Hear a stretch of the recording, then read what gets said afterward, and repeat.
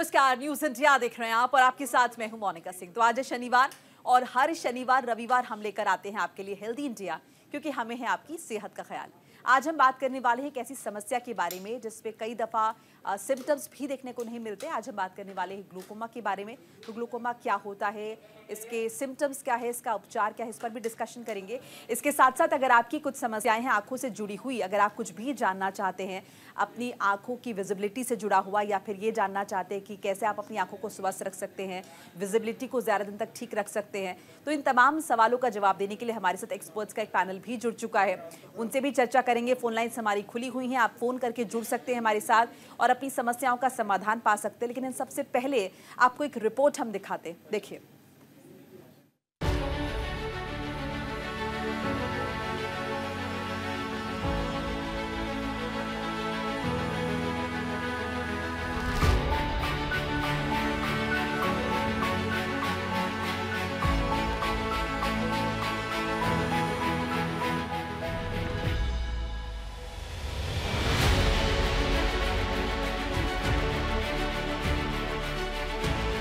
Glaucoma क्या है? Glaucoma एक ऐसी आंखों की बीमारी है जिसमें आंखों के अंदर इंट्राक्यूलर प्रेशर बढ़ जाता है।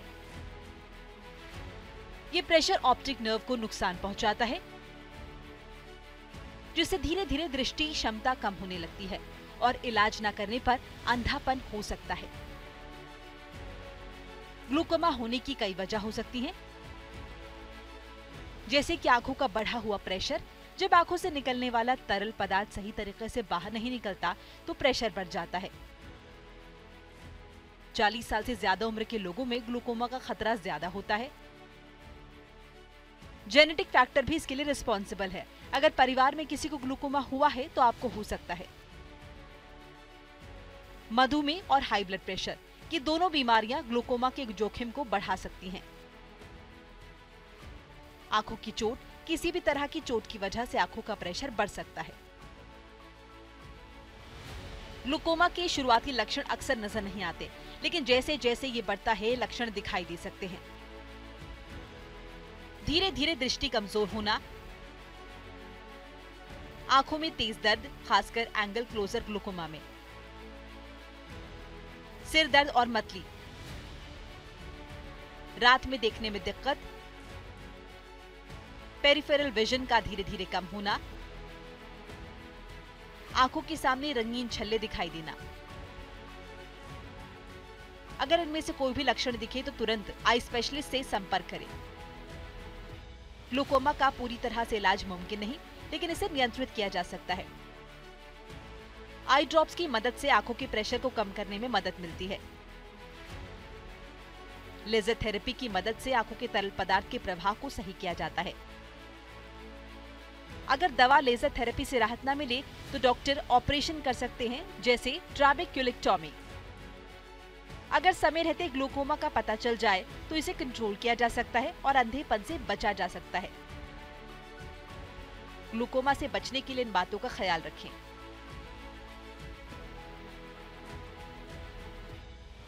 जैसे कि 40 साल की उम्र के बाद नियमित आई टेस्ट करवाएं। हाई ब्लड प्रेशर, डायबिटीज को कंट्रोल में रखें। संतुलित आहार लें जिसमें हरी सब्जियां, फल, विटामिन ए से भरपूर चीजें हों। आंखों की चोटों से बचें। जरूरत पड़ने पर सुरक्षा चश्मे का इस्तेमाल करें। अगर परिवार में किसी को ग्लूकोमा है तो अपनी आंखों की नियमित जांच करवाएं। ग्लूकोमा खतरनाक लेकिन कंट्रोल करने वाली बीमारी है। अगर समय रहते आप इसकी पहचान कर लें तो आंखों की रोशनी को बचाया जा सकता है। अगर आपको या आपके परिवार में किसी को भी ग्लूकोमा के लक्षण नजर आ रहे हैं तो तुरंत डॉक्टर से संपर्क करें। न्यूज इंडिया के लिए मोनिका सिंह।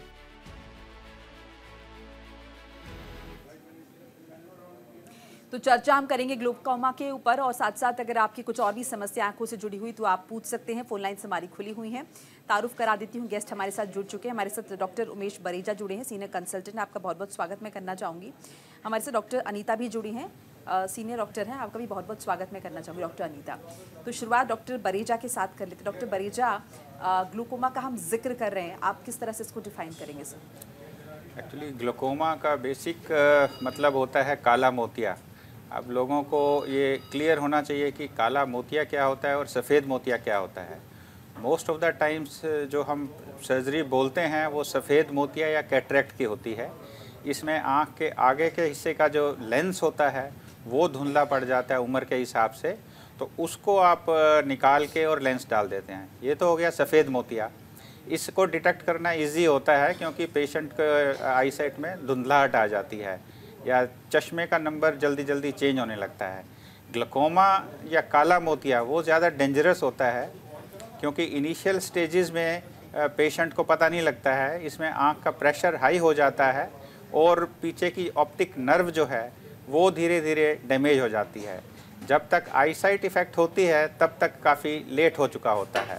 तो काला वर्सेस सफ़ेद मोतिया में काला मोतिया या ग्लूकोमा ये ज़्यादा डेंजरस माना जाता है क्योंकि 50 to 60% केसेस में ये इनिशियल स्टेजेस में साइलेंट होता है।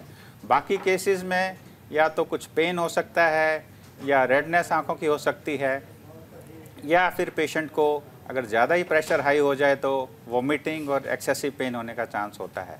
सो इन जनरल काला मोतिया जो है वो कम कॉमन है बट ज़्यादा डेंजरस माना जाता है। जी, इस बीच एक कॉलर भी हमारे साथ जुड़ चुके हैं, आसिफ जैदी हैं हमारे साथ राजस्थान अलवर से। जैदी साहब, बहुत बहुत स्वागत है आपका, सवाल पूछिए अपना। हेलो जी, सवाल पूछिए सर अपना।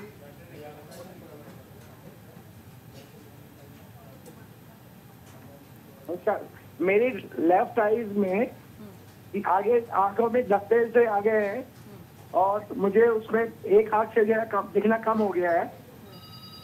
वो अभी मैं जब कंप्यूटर पे काम करता हूँ मुझे बहुत दिक्कत होती है।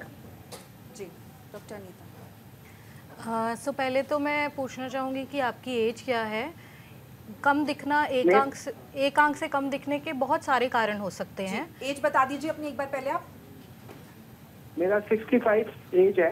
ठीक है, तो इसमें 60 इयर्स की एज में एक आंख से कम दिखने के बहुत सारे कारण हो सकते हैं। अगर आपकी आंख में दर्द नहीं है और सिर्फ नज़र कम हो रही है तो इस एज में सफ़ेद मोतिया और काला मोतिया दोनों के चांसेस हैं। तो जैसे कि हम सब पेशेंट्स को बताते हैं कि 40 इयर्स के बाद आपको अपनी रेगुलर स्क्रीनिंग करानी चाहिए आइज़ की, जिसमें कि आपका प्रेशर चेक होता है और आपकी स्लिट लैम्प एग्जामिनेशन होती है, जिसमें अगर आपको सफ़ेद मोतिया हो रहा है, कैटरेक्ट हो रहा है, तो वो भी हम डायग्नोज कर सकते हैं। और अगर आपको काला मोतिया हो रहा है तो प्रेशर देख के और आपका पीछे पर्दा देख के हम डायग्नोज कर सकते हैं कि क्या प्रॉब्लम है। अकॉर्डिंगली आपकी ट्रीटमेंट एडवाइस की जा सकती है। जैसा कि आप कह रहे हैं कि एक आंख में मुझे धब्बे दिख रहे हैं, तो इनका काफ़ी सारे कारण हो सकते हैं, जिसमें से सफ़ेद मोतिया और काला मोतिया दोनों ही इम्पॉर्टेंट रीजंस हो सकते हैं। जी, चलिए सर, उम्मीद करते हैं कि आपको कुछ हेल्प मिली होगी हमारे जवाबों से। इस बीच हमारे साथ कानपुर से कॉलर जुड़े हैं, वेद प्रकाश। वेद प्रकाश जी, स्वागत है आपका, सवाल पूछिए अपना। जी मैडम नमस्कार। जी नमस्कार सर। मैडम, हमारी आँख से केवल पानी गिरता है। मोतियाबिंद के ऑपरेशन मान लीजिए आज से 8-10 साल पहले करा चुके हैं। जी, केवल पानी गिरता है काफी। जी डॉक्टर बरेजा जी। पानी गिरने के काफ़ी सारे रीजंस होते हैं एक्चुअली। या तो एलर्जी हो सकती है या आँखों में कई बार ड्राइनेस के कारण भी सरप्राइजिंगली पानी आ सकता है। और अगर कंटिन्यूस पानी आ रहा है तो वो कई बार अगर नेज़ल प्रॉब्लम या नाक बंद हो तो उसके कारण भी ये हो सकता है। या फिर अगर देखने में दिक्कत है, टीवी देखते हुए या नज़दीक का काम करने के बाद ज़्यादा पानी आता है तो हो सकता है कि ये चश्मे का नंबर चेंज हो गया हो। तो बिना देखे बताना थोड़ा मुश्किल है। विद एज भी कई बार आंखों से पानी आ सकता है और कई बार सिंपल ड्रॉप्स डालने से ये ठीक हो जाता है। बट बेस्ट रहेगा आप अपना लेटेस्ट आईसाइट चेक कराएं और कोई एलर्जी वगैरह या ड्राइनेस तो नहीं है, उसके लिए ज़रूर चेक कराएंगे आप। जी, नहीं तो ऐसी कोई दवा नहीं रहता जो हम डालें उससे कंट्रोल हो जाए? ऐसे कहना मुश्किल है, बट जनरल ड्रॉप्स होती हैं कुछ जो आँख को साफ़ करने के लिए देते हैं, बट ऐसे नाम लेना ठीक नहीं रहेगा। बेस्ट रहेगा आप एक बार अपना आईसाइट चेक करा लें, कोई एलर्जी वगैरह है या आईसाइट सब ठीक है हमारी। अच्छा ठीक है, तो कोई जनरल ड्रॉप आप डाल सकते हैं, ऐसे बोलना ठीक नहीं है, क्योंकि लोग केमिस्ट के पास जाके कोई एंटीबायोटिक, कोई स्टेरॉइड ड्रॉप अपने आप डाल लेते हैं, तो उससे नुकसान होने का चांस है। तो बेस्ट है एक बार आप, आज तक कोई ऐसी दवा नहीं डाली है सर। हाँ ठीक है, तो एक बार लेटेस्ट चेक करा लें, उसके बाद ही डालिएगा। ऐसे तो बड़ी सारी ड्रॉप्स हैं, केमिस्ट भी दे देते हैं, बट मेरे हिसाब से उनको बिना दिखाए डालना ठीक नहीं रहेगा। चलिए, इस बीच हमारे साथ लखनऊ से भी कॉलर जुड़े हैं। अजय कुमार हमारे साथ है। अजय जी, स्वागत है, सवाल पूछिए।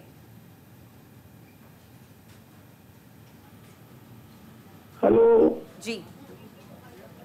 हाँ जी, ये अजय जी, टीवी सेट का वॉल्यूम बंद कर दीजिए, टीवी सेट का वॉल्यूम बंद कीजिए, बात करिए फोन के जरिए। हाँ जी, मेरी मिसेस को बचपन में मायोपिया है, एक आंख में -9 है और दूसरे में -11 है। अच्छा, उसके बाद उन्होंने अभी कैटरेक्ट है, तो उन्होंने डॉक्टर ने साहब बताया कि उनके लेंस जो है -11 का, उसमें कोई क्वालिटी नहीं है, मतलब एक ही चॉइस है कि -11 का एक ही लेंस लगेगा, उसमें कोई कुछ नहीं कर सकते, कोई अच्छी क्वालिटी का लगा लें। तो ऐसा है क्या? जी, डॉक्टर अनीता। हाँ जी, जैसा कि आप बता रहे हैं कि आपकी वाइफ को मायोपिया है शुरू से, और that two is of high number, -11 and -6। सो ये नंबर ज़्यादा है। अगर हम कैटरेक्ट की सर्जरी प्लान करते हैं इन पेशेंट्स में, तो इनका लेंस थोड़ा डिफरेंट नंबर का आता है, जो रूटीन में हम यूज़ करते हैं वैसा नहीं आता है। पर काफ़ी सारी कंपनीज़ हैं जो इन नंबर्स के लेंस भी देती हैं। तो डिपेंड करता है कि सर्जन का कंफर्ट क्या है, कौन से लेंस डालने में उनकी ज़्यादा प्रैक्टिस है। मेन आपका नंबर मैटर करता है कि जो नंबर आपका पावर आ रही है लेंस की डालने वाली, वो ही एग्जैक्टली डाली जाए, उससे विजन इम्प्रूव हो जाएगा। हाँ जी, चलिए, उम्मीद करते हैं कि आपको आपके सवाल का जवाब मिल गया होगा। दिल्ली से एक कॉलर हमारे साथ है, रेखा जुड़ी है। रेखा जी, स्वागत है, सवाल पूछिए। 20 ईयर है और 3 महीने पहले मैंने अपनी लेफ्ट आई पे हाथ रखा, तो मुझे राइट आई से आधा दिखाई दे रहा था और जिग जैक आ रहा था। तो उसमें मेरे साथ फिर मैंने डॉक्टर को दिखाया। जी, रेखा जी, आप सुन पा रही हैं हमें? आपकी आवाज नहीं आ रही है। हेलो। चलिए रेखा जी, संपर्क आपसे टूट गया है, आप फिर से जुड़ने की कोशिश कर सकती हैं। तो लगातार कॉलर्स जुड़ रहे हैं हमसे और समस्या डिस्कस करें, आप भी जुड़ सकते हैं, फोन लाइन हमारी लगातार खुली हुई है। इस बीच डॉक्टर प्राची शर्मा भी हमारे साथ जुड़ चुकी हैं। डॉक्टर प्राची, आपका भी बहुत बहुत स्वागत मैं करना चाहूँगी। Thank you so much. Doctor Prachi, हम ग्लूकोमा पे बेसिकली डिस्कशन कर रहे हैं, हालांकि सारी हम आई प्रॉब्लम्स लेने की कोशिश कर रहे हैं। सो कितना कॉमन आप इस समस्या को देखती हैं और आपको लगता है कि पर्टिकुलर एक एज ग्रुप है जिसमें ज़्यादा ये इशू देखने को मिलता है? देखिए, ग्लूकोमा 40 इयर्स से ज़्यादा the incidence is around 2 to 3%, मतलब हर 100 में से 2 से 3 लोग को है। और इंडिया की पॉपुलेशन देखते हुए I would say that it is quite common, but most of the cases that we see, या तो वो लेटर स्टेजेस में डायग्नोस्ड होते हैं या वो अनडायग्नोस्ड रह जाते हैं।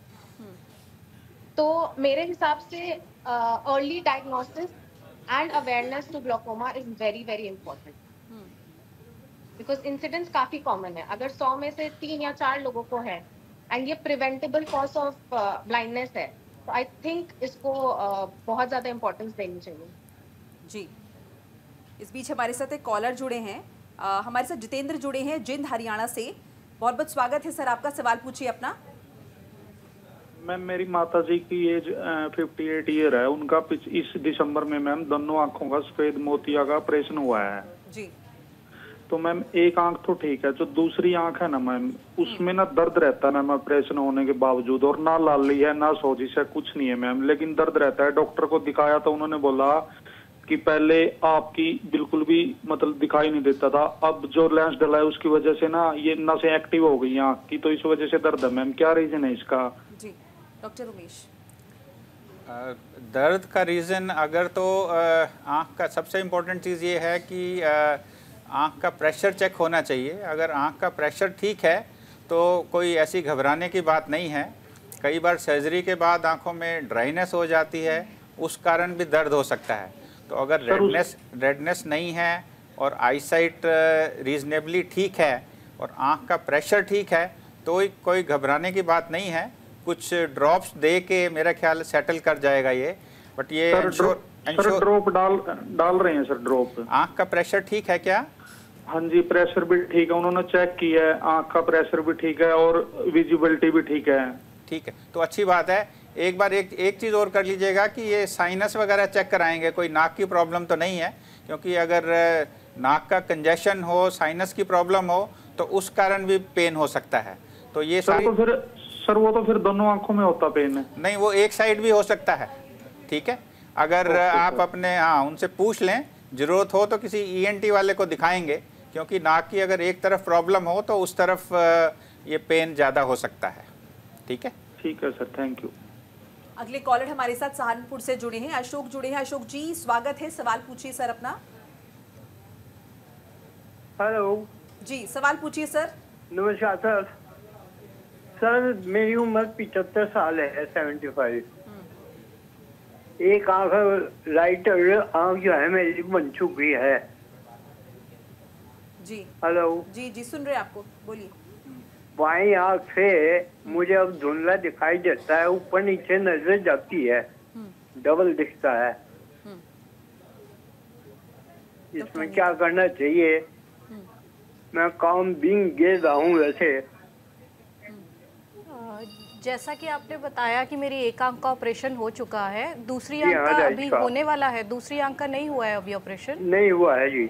हाँ जी, तो इसकी वजह से भी काफ़ी बार ऊपर नीचे जैसा आप कह रहे हो डबलिंग वैसा दिख सकता है, क्योंकि आप एक आंख से जिससे ऑपरेशन हो गया उससे क्लियर देख रहे हैं, दूसरी आंख से अभी आपकी विजन कम है, तो वो बहुत बार इम्बैलेंस होता है। जब तक आप दूसरी आंख का ऑपरेशन कराएंगे, दोनों से सेम विजन होगी, तब आपकी ये प्रॉब्लम मोस्ट लाइकली ठीक हो जाएगी। सेकेंड पॉइंट है, समटाइम्स जिससे आपका ऑपरेशन हुआ है उसमें स्पेक्स का नंबर होता है, चश्मे का नंबर आता है कई बार ऑपरेशन के बाद, वो कराने से भी ये प्रॉब्लम ठीक होगी। बट आई विल एडवाइस कि आप पहले दूसरी आंख का भी करा लीजिए एज पर योर एज। दूसरी आंख का भी कैटरेक्ट अगर है तो वो करा के फिर आप चश्मे का नंबर ले लीजिए, फिर आपकी प्रॉब्लम ठीक हो जाएगी। ये सर रिटेनस के कारण तो नहीं हो सकता है? रिटेन में कोई गड़बड़ हो? नस के कारण सर तब हो सकता है अगर एक्चुअल में आपकी कोई नस दब रही हो और आपकी आंख पूरी मूव ना हो रही हो, उस केस में भी डबलिंग होती है। पर इस चीज़ के लिए हमें एग्जामिन करके देखना बहुत ज़रूरी है। अगर आपके जो डॉक्टर हैं उनको आपने दिखाया है और आंख की मूवमेंट सारी नॉर्मल है, तो फिर वो वाली डबलिंग होने के चांसेस कम है। मोस्ट लाइकली आपकी विजन का बैलेंस नहीं हो रहा है, इसलिए ये प्रॉब्लम आ रही है। तो कैसे करें हम? दूसरी आंख का ऑपरेशन करा सकते हैं आप प्लान, और उसके बाद चश्मे का नंबर लेने के बाद भी अगर डबलिंग होती है तो फिर आपके कुछ और टेस्ट करेंगे डॉक्टर, जिससे हम फर्दर गाइड कर पाएंगे। ये सर ऑपरेशन की जगह कराएं, हमारे पे आयुष्मान कार्ड भी है। ऑपरेशन आप कहीं भी करा सकते हैं, जहां आपने पहली आंख का कराया वहीं आप दूसरी आंख का करा के और फिर चश्मे का नंबर ले सकते हैं। चलिए, उम्मीद करते हैं कि आपको आपके सवाल का जवाब मिल गया होगा। हमारे साथ एक कॉलर दिल्ली से जुड़ी है, रेखा। रेखा जी, आपका संपर्क शायद टूट गया था, सवाल बताइए अपना। हाँ जी जी। हाँ जी, मेरी ना एज 70 ईयर है और 3 महीने पहले ना मैंने ना आँख के ऊपर हाथ रखा लेफ्ट वाली पे, तो मुझे ना राइट से टीवी ना जिग-जैग दिखाई दे रहा था। तो मैं तुरंत डॉक्टर के पास गई, तो उन्होंने कहा आपका राइट आई का आधा विजन खत्म हो गया है, स्वेलिंग है, फ्लूट है। तो मेरे इंजेक्शन लग रहे हैं, पर मंथ लग रहे हैं, तो 3 लग गए थे। कल दोबारा टेस्टिंग हुई है तो थोड़ी स्वेलिंग और बची है, और अब चौथा लगेगा मेरे को मंडे को। और जो मेरी लाइट चली गई है उसके लिए डॉक्टर ने बोला अब तो चिड़िया चुग गई खेत, अब वो लाइट तो आपकी आएगी नहीं।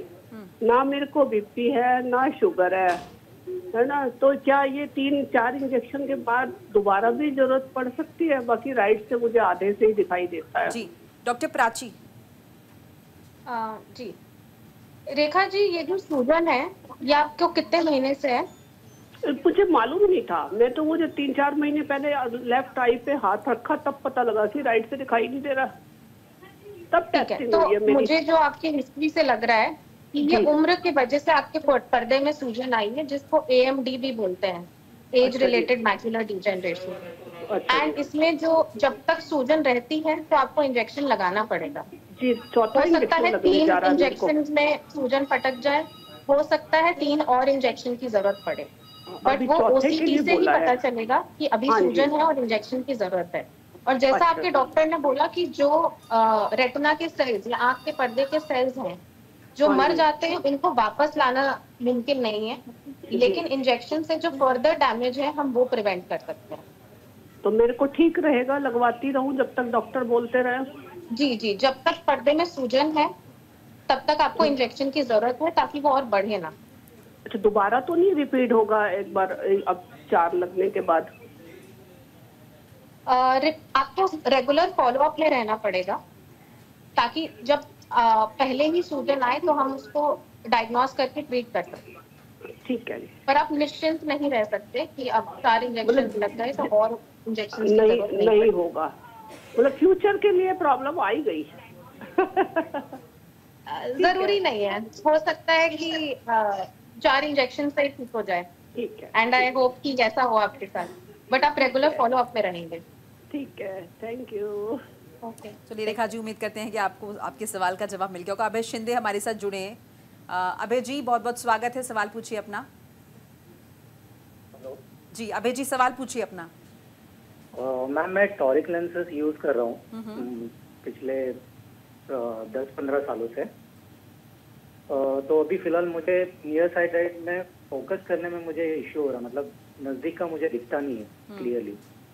और मुझे मेरे आई सर्जन ने कंसल्ट किया था, मतलब मुझे सजेस्ट किया था उन्होंने कि आप मल्टीफोकल लेंसेज के लिए आप एक बार ट्राई कीजिए। तो मैडम, क्या सजेशन रहेगा? जी डॉक्टर उमेश बताएंगे। एक्चुअली मुझे लगता है आपकी एज 40 को क्रॉस कर चुके हैं आप, जिसमें हाँ, जो कॉन्टैक्ट लेंसेज लगाते हैं उनको नज़दीक की प्रॉब्लम होती है। तो इसके 2-3 अल्टरनेटिव्स हैं। या तो जो आपका दूर, एज कितनी है आपकी? 42। हाँ, या तो जो दूर का नंबर लगा रहे हैं उसको हल्का सा कम करा लें, तो उससे नज़दीक का काम अभी चल जाएगा। अगर ये ऑप्शन फेल हो जाती है तो ये आजकल बाईफोकल कॉन्टैक्ट लेंसेज भी चले हैं, उससे थोड़ा हेल्प मिलने का चांस है। बट इसमें यही है कि या तो दूर का या पास का विजन कुछ ना कुछ कंप्रोमाइज़ करना पड़ सकता है। सो इसमें हिट एंड ट्रायल की बात होती है। सो बेसिकली 2 अल्टरनेटिव्स हैं, या तो दूर वाला नंबर थोड़ा सा कम कर दिया जाए, उससे दूर के आई साइट में आपको दिक्कत नहीं होगी और नज़दीक का काम अभी चल जाएगा। अगर ये ऑप्शन नहीं वर्कआउट करती है तो दूसरा है बाईफोकल या मल्टीफोकल कॉन्टैक्ट लेंसेज, उसमें हिट एंड ट्रायल करके मेरा ख्याल आपका काम चल जाएगा। सर, और मुझे ये जानना था और कि मतलब मेरा स्क्रीन टाइम बहुत ज़्यादा है, मतलब ज़्यादा टाइम मुझे स्क्रीन पर रहना पड़ता है। तो इस केसेस में मेरे लिए मल्टीफोकल या बाईफोकल में कौन से लेंसेज ब्रांड अच्छे रहेंगे? नहीं, उसमें कोई वो नहीं है, बड़े सारे ब्रांड्स हैं, कोई भी आप चुन सकते हैं। बट स्क्रीन वर्क से थोड़ा ड्राइनेस हो जाता है, कॉन्टैक्ट लेंसेज से वो और बढ़ जाता है। तो कुछ ना कुछ ड्रॉप्स आप साथ में यूज़ करते रहें, वो आपको अपना ऑप्टिशियन या डॉक्टर सजेस्ट कर देगा। अगर कंटिन्यूस स्क्रीन पे बैठे हैं तो हर 4 घंटे में एक बार ड्रॉप डाल लिया करें। इसमें ये बाईफोकल, मल्टीफोकल, टॉरिक उसका कोई रेलेवेंस नहीं है, और कोई भी कंपनी जो है वो आपको सूट कर सकती है। ओके सर, जैसा कि अभी आपने बताया कि मीन्स इसमें जो सजेस्ट किया आपने, उसमें मेरा जो नियर विजन जो मैं फोकस नहीं कर पाता हूँ ठीक से, क्या वो उसका इशू रिजॉल्व हो जाएगा? वही मैंने बोला ना कि दूर वाला नंबर अगर थोड़ा सा कम कर दें, लेटर से थ्योरेटिकली अगर आप 5 नंबर का यूज़ कर रहे हैं, उसका अगर 4.5 कर दिया जाए तो उसमें दूर में आपको इतनी दिक्कत नहीं होगी, बट नज़दीक में थोड़ी हेल्प मिल जाएगी। अगर ये ऑप्शन नहीं वर्कआउट करती है तो फिर आप बाईफोकल या मल्टीफोकल कॉन्टैक्ट लेंसेज ट्राई करिएगा। सर, मैं आपको मेरा नंबर एक बार बता दूं तो फिर आप मुझे प्रॉपर सजेस्ट करें। आप फटाफट बता दें, वैसे मुश्किल हो जाएगा हाँ एक्सप्लेन करना। बताएं। सर, मेरा राइट आई में -5 है और लेफ्ट में -4.50। यस, हाँ तो ठीक है, आधा नंबर कम करा लें बस। ठीक है जी sir. Okay sir, thank you so much. हमारे साथ अगली कॉलर जुड़ी हैं, लखनऊ से तारा वर्मा जी हैं। तारा जी, बहुत बहुत स्वागत है, सवाल पूछिए अपना। जी मैम, मेरी उम्र लगभग 60 साल है जी, और 30 साल पहले मुझे पता चला कि मेरी आंखें कुछ कमजोर हो रही हैं, तो मैंने अपना दिखाया ऐसे ही साधारण, तो मेरा चश्मा लग गया और फिर वो चलता रहा। मैंने प्रॉपर उसका कोई ट्रीटमेंट नहीं करवाया क्योंकि कुछ पारिवारिक प्रॉब्लम थी, फिर 2021 में मुझे ऐसा लगा मेरी बाई आंख में लाल लाल चकत्ते दिखने लगे। तो मैंने आईक्यू के डॉक्टर को दिखाया, उन्होंने मेरे इंजेक्शन लगाए थे। तो कुछ दिन के बाद वो लाल चकत्ते दिखने बंद हो गए। और फिर मैंने 1 साल बाद फिर लगभग 1 साल बीत गया, मैंने फिर डॉक्टर, मुझे लगा मेरी नज़र और कमजोर हो रही है, ज़्यादा कमजोर हो रही है। तो मैंने फिर से दिखाया डॉक्टर को, तो उन्होंने कहा तुम्हारे मोतियाबिंद में ऑपरेशन करूँगा 6 महीने बाद। तो उन्होंने आई ड्रॉप डालने को दिया, मैंने आई ड्रॉप डाला। और जब ऑपरेशन के लिए उनके पास गए तो उन्होंने कहा कि पहले अपने रेटिना का चेकअप कराइए, तब ऑपरेशन होगा। तो मैंने रेटिना चेकअप कराया, तो उन्होंने बताया कि तुम्हारी रेटिना जो बाई बर्थ बहुत कमजोर है, इसलिए आपका ऑपरेशन नहीं हो सकता है। जी। और मेरी नज़र जो है बराबर कम होती जा रही है। और डॉक्टर बता रहे हैं कि रेटिना का कोई इलाज ही नहीं है। तो मैं अपनी नज़र कैसे बचाऊं? हाँ जी तारा जी, क्या आप बता सकते हैं कि आपका कितना नंबर था चश्मे का जब आप पहन रहे थे पहले? जी मुझे नहीं मालूम, ज़्यादा पढ़े लिखे। जैसा आप कह रहे हैं कि मेरा चश्मे का नंबर था और अभी डॉक्टर बता रहे हैं कि पीछे पर्दे में कमज़ोरी है, तो काफ़ी बार ऐसा बाई बर्थ है। बाई बर्थ, तो काफ़ी बार ऐसा होता है कि बाय बर्थ ही पर्दे की कुछ प्रॉब्लम है या फिर आपका नंबर बहुत ज़्यादा है जिससे आपके पर्दे बहुत ज़्यादा है, हाँ धीरे धीरे और कमज़ोर हो रहे हैं। उसकी वजह से अगर वो कैटरेक्ट का ऑपरेशन करके नया लेंस डाल भी देंगे तो पीछे जो पर्दा है उसमें अगर नज़र नहीं होगी तो ज़्यादा नज़र आने के चांसेस नहीं होंगे। हाँ, यही उन्होंने बताया। नज़र आपकी उतनी इम्प्रूव हो सकती है जितनी कैटरेक्ट से कम हुई है, जितनी सफ़ेद मोतिये की वजह से कम हो गई उसको हम फिर से दोबारा रिवाइव कर सकते हैं। पर पीछे पर्दे में जितनी नज़र होगी नज़र उतनी ही आएगी। तो इसीलिए आपको शायद आपके डॉक्टर ने पहले ही एक्सप्लेन करा ये, क्योंकि उन्होंने आपका पर्दा देखा था जिसमें उनको वीकनेस दिखी, तो इसीलिए उन्होंने पहले एक्सप्लेन किया है कि जो कैटरेक्ट की वजह से विजन कम है वो हम वापस ला सकते हैं नया लेंस डाल के, बट चश्मे का नंबर की वजह से जो पीछे पर्दा ऑलरेडी वीक था उसको नहीं रिवाइव कर पाएंगे। तो ये जो उन्होंने आपको गाइड किया है वो बिल्कुल सही गाइड किया है। तब हम मुझे क्या करना चाहिए? आपको ऑपरेशन करा लेना चाहिए अगर आपका कैटरेक्ट सिग्निफिकेंट है, मतलब कि सफ़ेद मोतिया ऑपरेशन लायक है, तो आपको उसका ऑपरेशन करा लेना चाहिए, लेंस डलवा लेने चाहिए और फिर ऑपरेशन के बाद आप देखिएगा कितना इम्प्रूव हो रहा है। नहीं, उन्होंने ये भी तो कहा है कि आपका रेटिना कमजोर है, तो ऑपरेशन करने में रिस्क है, उखड़ सकता है, उन्होंने कहा छेद हो सकता है। हाँ जी, तो हाँ ये जो हाई मायोपिया वाले पेशेंट्स होते हैं उनमें हर सर्जरी का रिस्क होता है क्योंकि पीछे पर्दा वीक होता है। तो ये अब आपके जो डॉक्टर हैं उनको देखना होगा कि जो कैटरेक्ट है उसका ग्रेड क्या है, क्या वो सच में करने लायक है, तो फिर तो आपको वो रिस्क लेना ही पड़ेगा। अपनी नज़र इम्प्रूव करने के लिए सर्जिकल रिस्क तो आपको लेना पड़ेगा, सर्जरी करानी ही होगी, क्योंकि जैसे जैसे वो मोतिया और पकेगा वो सर्जरी करनी और डिफ़िकल्ट होगी। तो इट्स बेटर कि आप सही टाइम पे अपना ऑपरेशन करा लीजिए और आप किसी रेटिना सर्जन से ही अपना ऑपरेशन कराइए कि अगर ऑन टेबल कुछ रेटिना में पर्दे की प्रॉब्लम आती है तो वो वही डील कर पाए। जी चलिए, उम्मीद करते हैं कि आपको आपके सवाल का जवाब मिल गया होगा। एक छोटा सा ब्रेक हमें यहाँ पर लेना पड़ रहा है, ब्रेक के बाद हम फौरन हाजिर हो रहे हैं। इस बीच आप कॉल्स लगातार हमें कर सकते हैं, ब्रेक के बाद फौरन हाजिर हो रहे हैं, जुड़ रहे हैं आपसे, सवाल तैयार रखिएगा, फोन लाइन हमारी खुली। छोटा सा ब्रेक।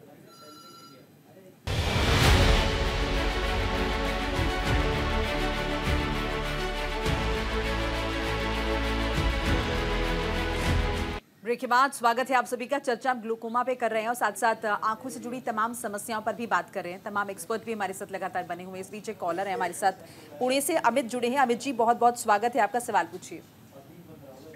नमस्कार, मेरा नाम अमित है। मेरी उम्र है 46 ईयर और मैडम मुझे बचपन से ही दूर का चश्मा था और मैंने लगभग 2 साल पहले मोनोविजन का लेजर ऑपरेशन करवाया, जिससे उन्होंने मेरी एक लेफ्ट आई को उन्होंने दूर के लिए सेट किया और राइट, बिकॉज उसका पास का नजर सही था तो उसको पास के लिए सेट किया, जिससे मैं बिना चश्मे के तो काम कर पा रहा हूँ। बट जैसे जैसे एज बढ़ रहा है और दूसरा चीज ये है कि जैसे स्क्रीन टाइम भी ज्यादा होता है तो उसमें मुझे कभी कभी इवनिंग टाइम में या ऐसा लगता है कि मोबाइल पे मैं ठीक से पढ़ नहीं पा रहा हूँ, या फिर अगर थोड़ा स्ट्रेन होता है, कभी ड्राइनेस होता है, तो गोइंग फॉरवर्ड जैसे मुझे अगर स्पेक्स लगाने पड़े तो क्या वो स्पेक्स मतलब मोनोविजन होने के बाद हम लगा सकते हैं और किस टाइप से लगा सकते हैं? डॉक्टर अंजलि जी, डॉक्टर अंजलि आप सवाल सुन पाइए? डॉक्टर अंजलि आप तक आवाज आ रही है मेरी? डॉक्टर उमेश, एक्चुअली ये मोनोविजन जब तक काम चलता है आप चलाएंगे और अगर नहीं चलता है तो हो सकता है कि आपको एक्स्ट्रा नंबर यूज़ करना पड़े। अब कौन सा नंबर ज़्यादा इफ़ेक्टिव रहेगा ये तो चेक करके ही बता सकते हैं, बट मेरे हिसाब से आपकी गाड़ी चलती रहेगी। मोनोविजन अगर नहीं काम करता है तो then you have to use proper glasses. तो आप देखिए जब तक चल रहा है चलाएं उसको, क्योंकि जिनका माइनस नंबर शुरू से है उनको मोनोविजन लेज़र करेक्शन के बाद भी कई बार नंबर बढ़ सकता है, तो वो हर 6 महीना या साल में चेक कराते रहें।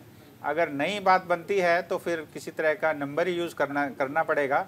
मोस्ट लाइकली नज़दीक के लिए ज़्यादा ज़रूरत पड़ेगी, दूर का शायद काम ऐसे ही चलता रहेगा, क्योंकि जो हमारी फोकसिंग प्रॉब्लम नज़दीक के लिए ज़्यादा होती है। तो ये रेगुलरली चेक करा के ही बता सकते हैं। ऐसे ऑफ एंड कहना मुश्किल है कि मोनोविजन से ही आपका काम चलता रहेगा। चलिए, उम्मीद करते हैं कि आपको आपके सवाल का जवाब मिल गया होगा। हमारे साथ गुलशन भी जुड़े हैं सहारनपुर से। गुलशन जी, स्वागत है, सवाल पूछिए। जी मैडम, मेरी एज 55 साल है। जी, डॉक्टर प्राची बताएंगे। जी हाँ जी, और मेरी जो राइट साइड की आंख है तो उसमें एक हल्का सा धुंधलापन आ गया है, तो उसमें मुझे दिखना कम हो गया है। और दूसरी आंख में मुझे थोड़ा सा जो शरीर है वो फैल जाती है, ये प्रॉब्लम है।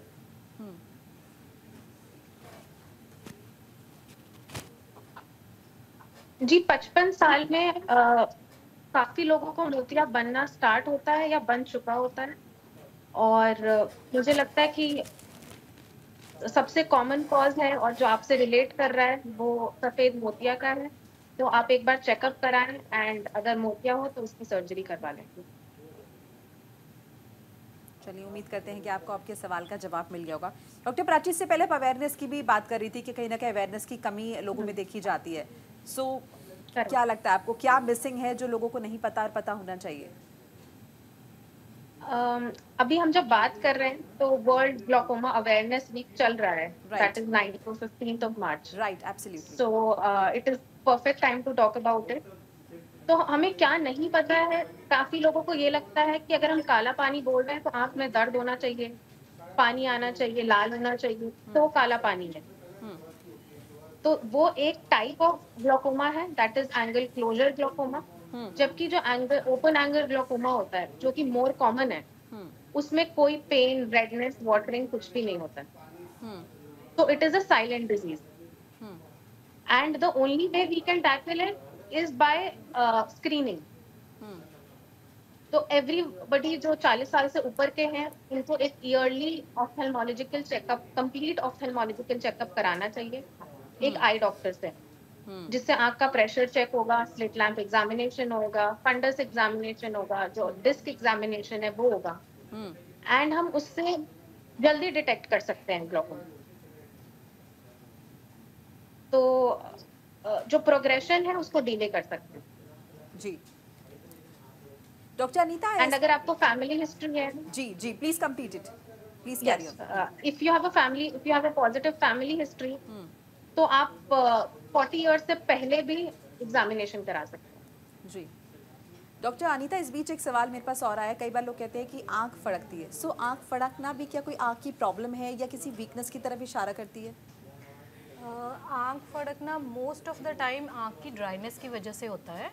तो बहुत बार क्या है कि कोई ऐसा रीज़न है या रिस्क फैक्टर है जिसकी वजह से हमारा surface of I is getting irritated, तो उस इरिटेशन की वजह से ट्विचिंग होने लगती है। तो out of 10 9 patients get improved अगर आप उसका रीज़न रिमूव करते हैं, जो कि मेजॉरिटी टाइम ड्राई आइज होता है। तो सिंगल आई की एक ही साइड की twitching majority time lubricant drops, जिससे कि हमारी आंख की नमी बन जाती है, उससे ठीक हो जाता है। बट एक बहुत ही aggravated form of bilateral twitching होती है जिसको हम स्पैज़म भी कहते हैं। So that is a severe form, blepharospasm होता है जिसमें कि आंखें बंद हो जाती हैं बार बार और पेशेंट को उनको खोलने में प्रॉब्लम होती है। तो अगर वो डायग्नोसिस होता है तो उसका एक अलग ट्रीटमेंट है, जो कि ड्रॉप्स के साथ साथ कुछ बोटॉक्स इंजेक्शन लगते हैं जिससे वो बंद होना कम होता है। ट्विचिंग, सिंपल ट्विचिंग जो एक आंख में होती है और वो बहुत ब्रीफ टाइम के लिए रहती है, वो मोस्टली आई ड्रॉप से ठीक हो जाती है। जी, इस बीच हमारे साथ एक कॉलर जुड़े हैं, कमलेश कानपुर से। कमलेश जी, स्वागत है, सवाल पूछिए अपना। अरे जी मैडम, हमारे मोतिया भी नाक में हो गया, और हमने ऑपरेशन कराया था। उसमें ऑपरेशन के बाद में फिर आंख में सूजन आ गई थी। जी। उसके बाद बताया उन्होंने डॉक्टर साहब ने बताया कि कमलेश जी, आपने टीवी सेट का वॉल्यूम बढ़ा रखा है, इसलिए कंफ्यूजन स्टेट में आप उस टीवी सेट को बंद करिए, फोन पे बात बंद कर दिया जी। तो हमारा जो है ऑपरेशन हुआ था, वो बोले कि पर्दा मान लिया आपका खराब है, रोशनी बिल्कुल आई और फिर एकदम से रोशनी चली गई। फिर ऑपरेशन के बाद में इलाज चालू हुआ तो उसका पर्दे का जो है इंजेक्शन लगे 3 रेटिना के इंजेक्शन भी लगे, लेकिन उसके बाद में भी रोशनी घटती बढ़ती है। जी डॉक्टर उमेश, आपको डायबिटीज़ तो नहीं है? जी जी डायबिटीज़ है। हाँ, तो मोस्ट लाइकली जिनको डायबिटीज़ होती है उनको कैटरेक्ट सर्जरी के बाद आँख में सूजन आने का चांस होता है। और फर्स्ट स्टेप यही है कि आप अपना ब्लड शुगर अच्छी तरह कंट्रोल करें, और इंजेक्शंस मेरे हिसाब से कुछ ना कुछ हेल्प ज़रूर करेंगे। और मिनिमम 3 इंजेक्शंस के बाद डिसाइड किया जाता है कि कितना इम्प्रूवमेंट है, कितनी स्वेलिंग कम हुई है और फर्दर इंजेक्शन की ज़रूरत है या नहीं है।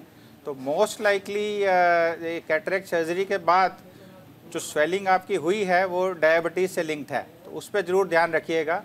और इंजेक्शन के अलावा और कुछ ट्रीटमेंट नहीं सजेस्ट कर सकते हैं। ठीक है जी जी जी। चलिए, तो सर्जरी भी अभी 6-7 दिन पहले हो गई है। नहीं, वो ठीक है, आप बस शुगर का ध्यान रखिए और वो जो स्वेलिंग है उसको स्पेशल मशीन से देखते रहते हैं, जिसको ओसीटी बोलते हैं।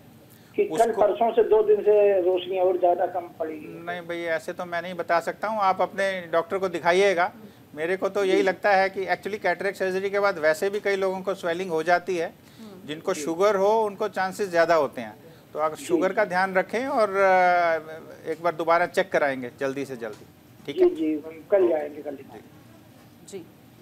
डॉक्टर प्राची, कई केसेस में देखा जाता है कि आई साइड का नंबर आपका बहुत ज़्यादा नहीं बढ़ रहा है, लेकिन आंखों में ड्राइनेस आपके शायद है या मसल्स आपकी आंखों की वीक है कि कई दफ़ा आपको बहुत ज़्यादा जब आप स्क्रीन टाइम आपका ज़्यादा होता है तो सर में आपके बहुत दर्द रहता है। सो इसके लिए इसको कैसे डिफाइन करें और किस तरह से केयर करें अपनी आंखों की? तो आप जो ये बता रहे हैं इसको कन्वर्जेंस इनसफिशिएंसी, जिससे एस्थेनोपिया होता है। एस्थेनोपिया मतलब आप सपोज लैपटॉप पे काम कर रहे हैं और 2 घंटे बाद आपको आईज में पेन होने लगेगा, या आप पढ़ाई कर रहे हैं, आपको 2 घंटे बाद इतना जोर से सर दर्द होगा कि आप पढ़ाई आपको छोड़नी पड़ेगी। राइट। तो इसके लिए हम 2-3 चीजें कर सकते हैं। एक, जैसे सर ने बताया था, पेंसिल पुशअप एक्सरसाइज। आप एक पेंसिल लेंगे, उसकी जो टिप है उसको देखेंगे, धीरे धीरे उसको आप अपने पास लेके आएंगे। जब वो ब्लर होएगा वहां पे फोकस करेंगे फॉर 10 सेकेंड्स एंड देन आप उसको पीछे लेके जाएंगे। ये आप 2 बार रिपीट करेंगे दिन में फॉर 2 टाइम्स। सेकेंड होता है जो 20-20-20 रूल बोलते हैं हम, कि हर 20 मिनट्स के बाद आप एक डिस्टेंट ऑब्जेक्ट जो 20 फीट अवे है उसको 20 सेकेंड्स तक देखेंगे। सो इससे आपकी आईज की मसल रिलैक्स होंगी। थर्ड चीज है, आपको अपने और स्क्रीन के बीच में एक गुड डिस्टेंस रखना है, मतलब एटलीस्ट 1 आर्म का डिस्टेंस। अगर आप बहुत पास से स्क्रीन देखेंगे तो आपकी आईज में ज्यादा फटीग होता है। And the fourth thing that you can do is use lubricating eye drops, because जब हम ज्यादा स्क्रीन देखते हैं हमारा ब्लिंक रेट कम होता है, जिससे आईज ज्यादा ड्राई होती है। जी, हमारे साथ इस बीच एक कॉलर जुड़े हैं पटना से, अरविंद। अरविंद जी, स्वागत है, सवाल पूछिए अपना। मैडम, मेरा सवाल है कि मेरे आंख में ना राइट साइड जो है वो थोड़ा सा धुंधलापन दिख रहा था, तो उसके बाद मैंने आंख का एग्जामिन कराया तो डॉक्टर ने बोला कि आंख में जो है तो प्रेशर के वजह से ही आपका ये प्रॉब्लम है, आपको इंजेक्शन लेना होगा। तो डॉक्टर ने मुझको 3 इंजेक्शन दिया, बोला उस बीच आपकी आंखें ठीक हो जाएगी। तो 3 इंजेक्शन के बाद भी मैडम वो आंखें जो है ठीक नहीं हुई, आंख में वो जो है तो धुंधलापन वो बना रह गया। तो फिर से उन्होंने मुझको रिकमेंडेशन किया इंजेक्शन का, तो फिर मैं इसको फिर से किया, 2 बार और दिलवाया हूँ मैडम, पर वो मेरा ठीक नहीं हो पाया है। क्या करना होगा आगे मुझे? जी डॉक्टर अनीता जी। हाँ जी, तो सर आपको डायबिटीज़ है क्या? जी नहीं मैडम, डायबिटीज़ नहीं है। डायबिटीज़ नहीं है आपको, पर आपको डॉक्टर ने बताया कि आपकी आंख में सोजिश है, राइट? जी, वो डॉक्टर बीपी की वजह से बताया था कि वो आपका ऐसा हो गया है, सोजिश उसके लिए। प्रेशर की वजह से हुआ था, ठीक है। बताया था। तो पर्दे की सोजिश जब आती है वो काफ़ी सारे कारणों से हो सकती है, एज रिलेटेड हो सकती है, शुगर की वजह से हो सकती है। तो अगर आपके डॉक्टर ने देखा है कि आपके पर्दे में सोजिश है और आपके ऑलरेडी इंजेक्शंस 3 लग चुके हैं, तो ऐसा ज़रूरी नहीं है कि किसी पेशेंट में ये कट ऑफ है कि 3 तक सब ठीक हो जाना चाहिए। कुछ पेशेंट्स में उससे ज़्यादा इंजेक्शंस की भी ज़रूरत पड़ती है, डिपेंडिंग अपॉन कि आपकी आँख का रिस्पॉन्स कैसा आया फॉर दैट इंजेक्शन। कई बार कुछ पेशेंट में 1-2 इंजेक्शंस में भी इम्प्रूवमेंट आ जाती है और कुछ में कुछ ज़्यादा इंजेक्शन देने के बाद ही कुछ इम्प्रूवमेंट आती है या कोई भी इम्प्रूवमेंट नहीं आती। That varies depending upon the patient to patient और cause, what was the cause, उस पर भी डिपेंड करता है। तो हमें सीरियली उन पेशेंट्स को देखते रहना पड़ता है और बहुत सारे प्रोटोकॉल्स हैं इसके लिए, इंजेक्शंस के लिए। तो उनके बेसिस पे हम प्लान करते हैं कि किस पेशेंट में कितने और इंजेक्शंस लगाने रहेंगे या फिर इससे कुछ और इम्प्रूवमेंट आएगी या हमें यही रुकना पड़ेगा। तो वो डिपेंडिंग अपॉन एवरी पेशेंट अलग प्रोटोकॉल रहता है। आफ्टर 3 इंजेक्शन मैडम उन्होंने फिर 3 का मुझको रिकमेंडेशन किया था, वो 3 भी मेरा कंप्लीट हो गया, 2 कंप्लीट हो गया, सिर्फ 6 नहीं हो पाया। तो क्या मैडम ये मुझको तो आगे कंटिन्यू करना चाहिए? अगर आपके डॉक्टर को आपके पर्दे पे, जो कि एक टेस्ट होता है OCT टेस्ट, जो पर्दे की फिल्म का टेस्ट होता है कि उसमें फ्लूइड है या नहीं, पानी उसमें है अभी या नहीं, अगर तो उसमें पानी अभी भी है तो कुछ और इंजेक्शन दिए जा सकते हैं। अगर वो पानी ख़त्म हो चुका है पर फिर भी आपकी विजन वापस नहीं आई, उसका इनडायरेक्ट कारण ये भी हो सकता है कि आपके पर्दे में ऑलरेडी डैमेज हो चुका है जिसका इंजेक्शन से भी कोई फ़ायदा नहीं हो रहा।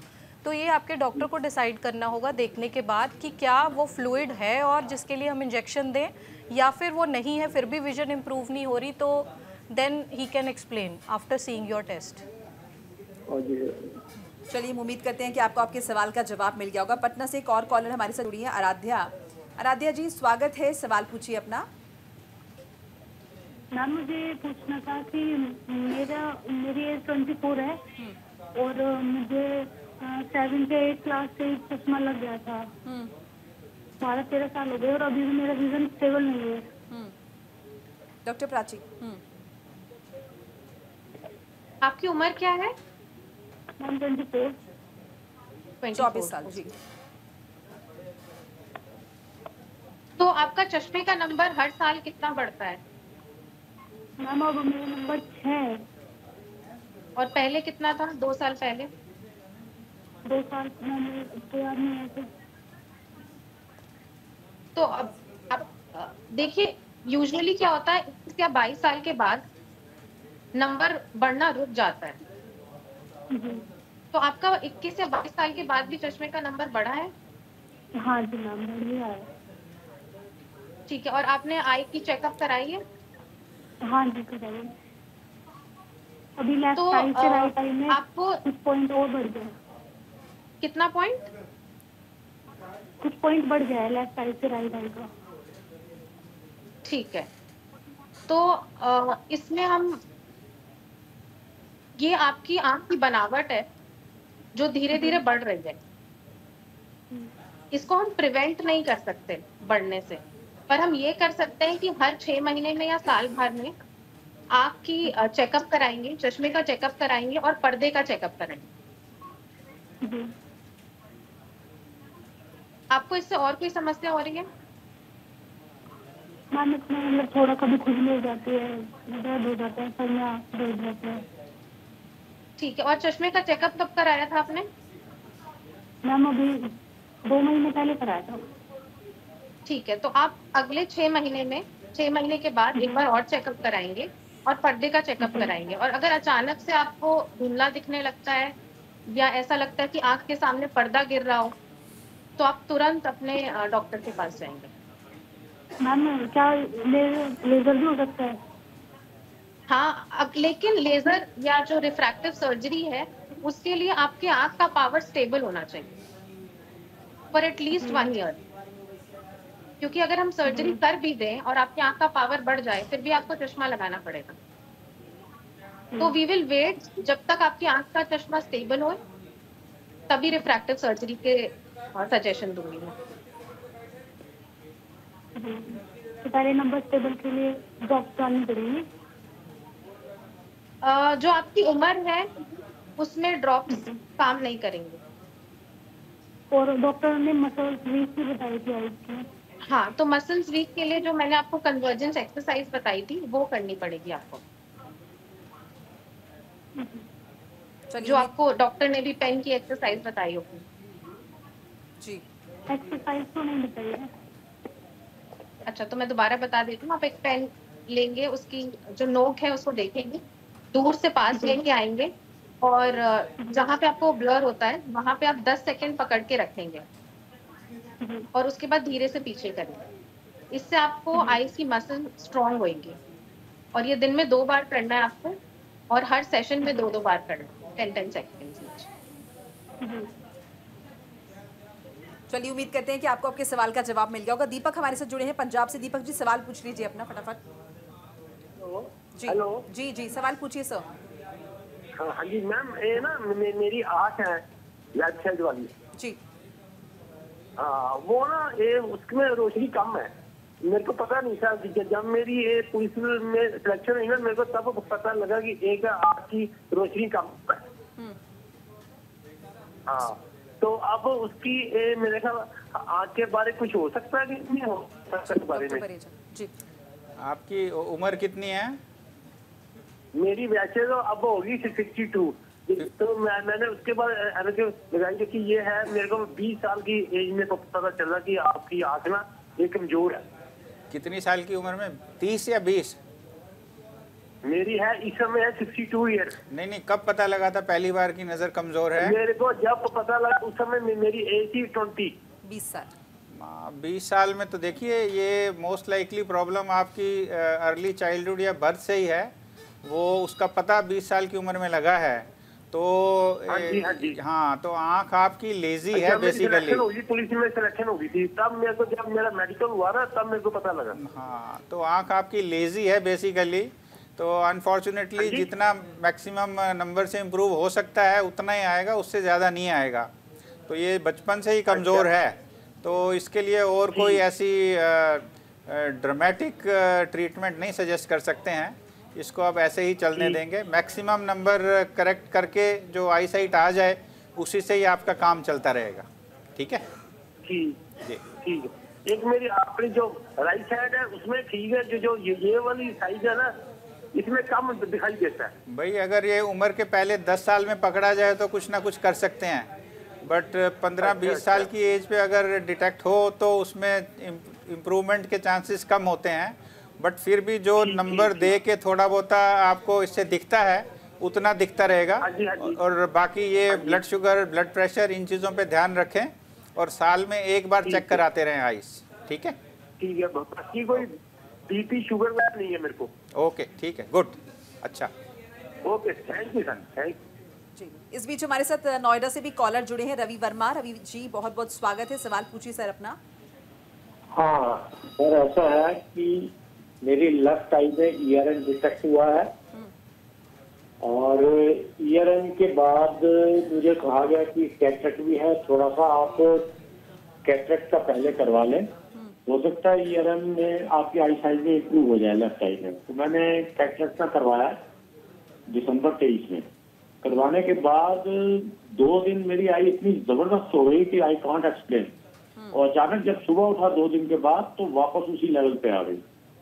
तो क्या हुआ मुझे नहीं पता।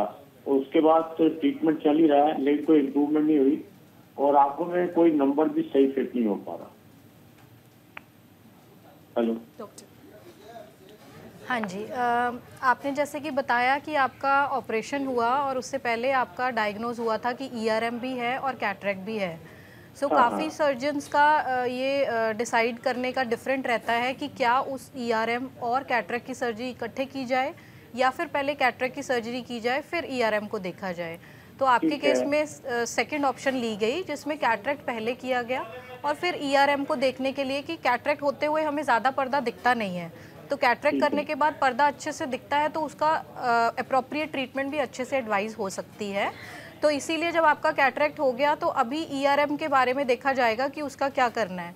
आपने कहा कि मेरी पहले 2 दिन अच्छी विजन आ गई थी हो सकता है कैटरेक्ट सर्जरी के बाद कई बार पर्दे में थोड़ी सी स्वेलिंग आती है, और स्पेशली ERM पेशेंट्स में आने के चांस रहते हैं। तो उन 2 दिनों में आपके पर्दे में फिर से सोजिश आ गई, जिसकी वजह से आपकी नज़र कम हो गई। अब डिपेंडिंग अपॉन कि आपकी नज़र कितनी कम है, काफ़ी बार अगर आपको 3-4 लाइंस चार्ट पे दिख रही हैं तो वी अवॉइड सर्जरी, और इंजेक्शन से ही ट्रीटमेंट हो जाती है उस फ्लूइड को कम करने की। बट अगर आपकी विजन काफ़ी कम है तो डेफिनेटली आपको सेकेंड सर्जरी के लिए ऑप्ट करना पड़ेगा, जिसमें कि ERM, अगर तो फ्लूइड भी साथ में है और ERM भी है। ERM की एक्चुअली सर्जिकल ऑप्शन ही है, जिसमें सर्जरी में वो मेम्ब्रेन को उतारा जाएगा। तो वो मेम्ब्रेन एग्जैक्टली हमारे मैकुला में होती है, जहाँ से हमें दिखता है।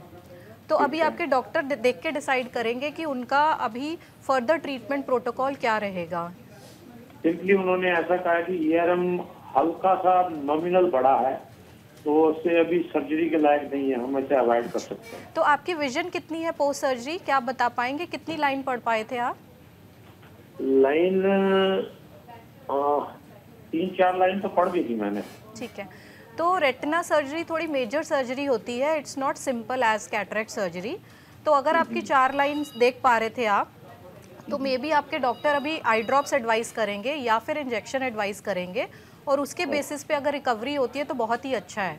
क्योंकि सर्जरी अगर आपकी इतनी विजन है और 1-2 लाइन और इम्प्रूव हो जाती है तो then it's better not to go for surgery, जैसे कि आपके डॉक्टर ने ऑलरेडी एडवाइस किया। चलिए, उम्मीद करते हैं कि आपको आपके सवाल का जवाब मिल गया होगा। स्पीच डॉक्टर उमेश, आपका बहुत बहुत शुक्रिया स्टूडियो में आने के लिए, तमाम दर्शकों को अपनी राय देने के लिए। डॉक्टर अनीता, आपका भी बहुत बहुत शुक्रिया। डॉक्टर प्राची, आपका भी बहुत बहुत शुक्रिया मैं करना चाहूँगी। तो इसी के साथ हेल्दी इंडिया में आज के लिए बस इतना ही। उम्मीद करते हैं कि आपको जो डॉक्टर्स ने सजेशन दिए हैं आपके काम आएंगे, या फिर आपकी जो क्यूरोसिटीज़ हैं वो शांत हुई होंगी। आज शो में बस इतना ही, फिर मुलाकात होगी अगले हफ्ते एक नई समस्या के साथ और निश्चित तौर पर समाधान भी लाएंगे। तब तक के लिए दीजिए इजाज़त। आप देखते रहिए न्यूज़ इंडिया। नमस्कार।